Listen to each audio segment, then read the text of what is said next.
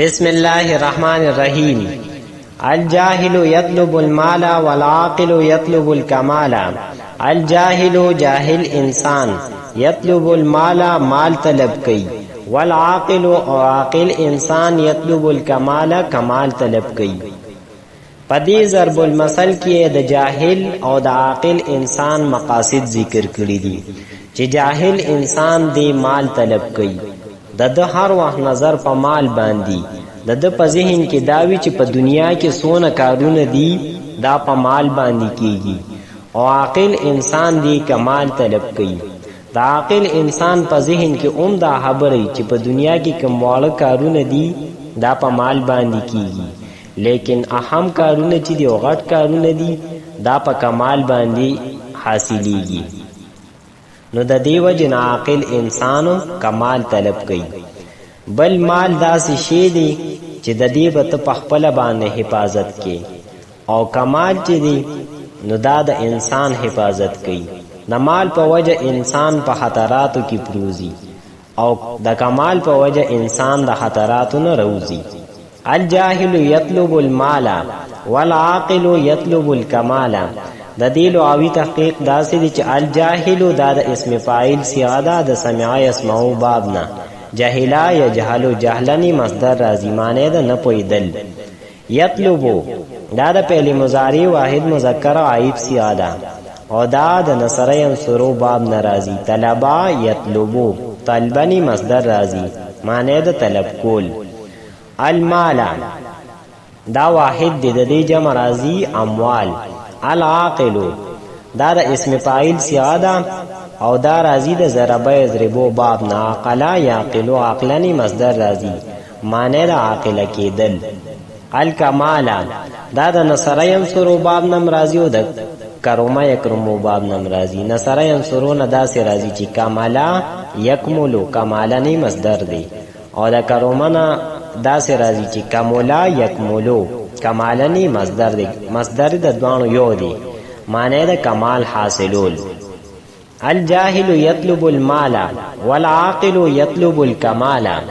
د دې ترکیب داسې دی چې الجاهل مبتدا، یطلبو پیل، پدی کی هو ضمیر مستتر هغه د دې فاعل، المال مفعول به، پیل سره د خپل فاعل او مفعول به نه دا جمله فعلیه دا خبر شو د الجاهل مبتدا لپاره. مبتدا سره د خبر نه جمله اسمیه خبریه معطوف علیه و حرف عطف. العاقل مبتدا، یطلب پیل، پدی کی هو ضمیر مستتر هغه د دې فاعل، الکمال مفعول به، فعل سره د خپل فاعل او مفعول به نه دا جمله فعلیه دا خبر شو د مبتدا لپاره. مبتدا سره د خبر نه جمله اسمیه خبریه معطوف. اذا تکرر الكلام على السمع تقرر في القلب. اذا تکرر الكلام کله چې کلام مکرر شي او بار بار وشي على السمع په اوریدلو سره، یعنی کله چې کلام بار بار اوریدل شي تقرر نو دا زه ونیسی په قلب پزله کې.